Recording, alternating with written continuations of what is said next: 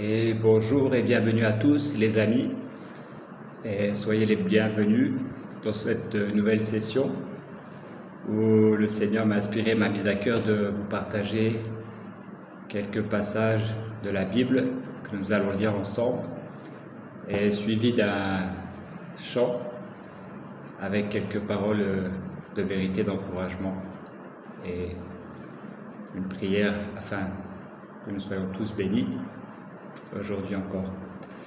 Donc sans plus tarder, nous allons commencer à ouvrir nos Bibles et je vous invite à venir dans l'Ancien Testament. Et cela se trouve dans le livre du prophète Ésaïe au chapitre 60 et au premier verset. Nous allons lire le premier et le deuxième verset. Donc je lis pour vous. Lève-toi, brille, car ta lumière paraît, et la gloire de l'Éternel se lève sur toi. Verset 2.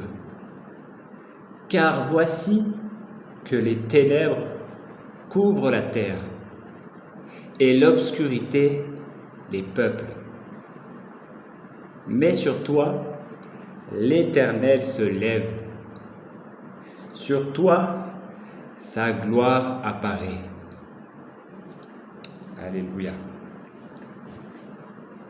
Donc, pour accompagner ce passage, nous allons lire aussi un verset qui se trouve dans le Nouveau Testament. Il se trouve dans l'Évangile de Jean, au chapitre 8 et au verset 12. Je lis pour vous dans la version Parole vivante. Un peu plus tard, Jésus parla en public et dit à ceux qui l'écoutaient: « Je suis la lumière du monde. Celui qui me suit ne marchera pas comme un tâton dans l'obscurité. Il aura la lumière qui mène à la vie. » Alléluia. Je rends grâce et gloire à Dieu pour sa puissante parole et vivante, celle de notre Seigneur. Donc vous l'avez compris, aujourd'hui le thème qui nous intéresse, qui nous interpelle, c'est la lumière.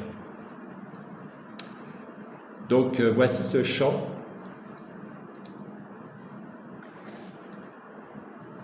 Préparez-vous, disposez-vous. Et je vous invite également à chanter avec moi si vous connaissez ce chant.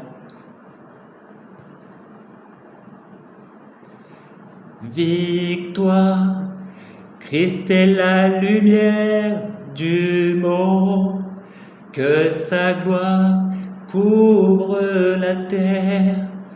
Puissance infinie qui libère, son nom est saint, il est saint, il est saint. Deuxième fois.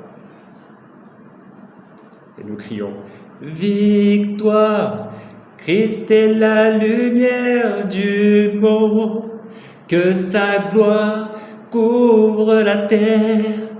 Puissance infinie qui libère, son nom est saint, il est saint, il est saint. Une dernière fois, allez, tous ensemble.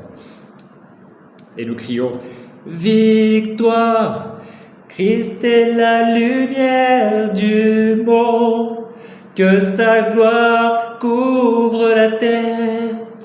Puissance infinie qui libère, son nom est saint, il est saint, son nom est saint.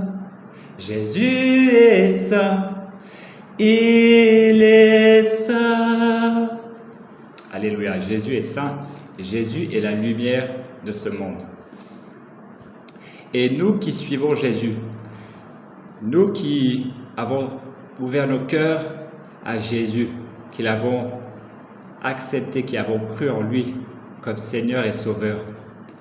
Alors, par son esprit, comme je le répète souvent, il est venu habiter en nous. Donc, lui qui est la lumière, et sa lumière vient en nous. Et cette lumière-là, elle doit resplendir à travers nous, autour de nous, rayonner. Voilà. C'est pour ça aussi qu'il est dit que nous sommes maintenant des lumières. Donc je vais vous donner quelques vérités qui se trouvent dans la parole de Dieu ou inspirées par le Saint-Esprit.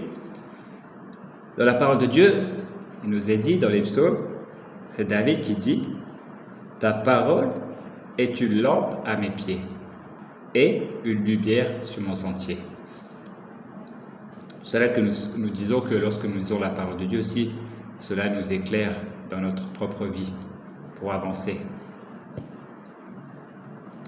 Et nous sommes souvent interpellés parce qu'il y a un combat qui existe entre les ténèbres et la lumière. Mais l'apôtre Paul nous dit de veiller à ce que aucun ténèbre ne vienne assombrir cette lumière dans nos vies. Parce que qu'y a-t-il de commun entre la lumière et les ténèbres? Il n'y a rien de commun. Ils sont opposés. Mais il faut savoir que, comme dans le chant, nous avons crié victoire. Pourquoi? Parce que c'est toujours la lumière qui chasse les ténèbres et non pas l'inverse.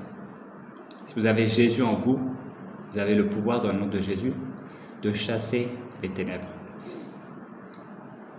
Et il nous est dit également que puisque nous sommes maintenant des lumières, et que nous marchions également en enfants de lumière, parce que Dieu, notre Père, c'est le Père des lumières. Et enfin, il y a la lumière de la révélation des Saintes Écritures par le Saint-Esprit. Comme Jésus s'est révélé à l'apôtre Paul aussi maintenant, Jésus, il est la parole vivante de Dieu. Il se révèle aussi à nous. Et cela nous éclaire. Cela éclaire le mystère de l'Évangile, voilà, qui a été caché pour tous ceux qui ne connaissent pas Dieu.